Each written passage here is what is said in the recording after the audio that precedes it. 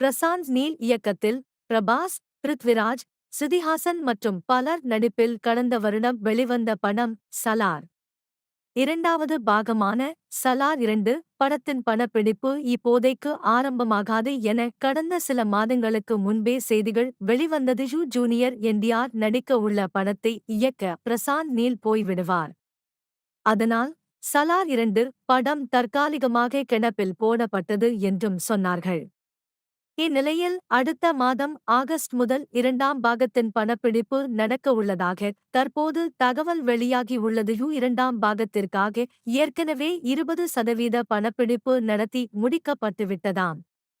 இதன் படப்பிடிப்பை ஆரம்பித்துவிட்டு பின்னர்தான் ஜூனியர் என்டிஆர் படத்தை ஆரம்பிக்கப் போகிறாராம் பிரசாந்த் நீல். 2025ஆம் ஆண்டில் சலார் 2 வெளியாக உள்ளது.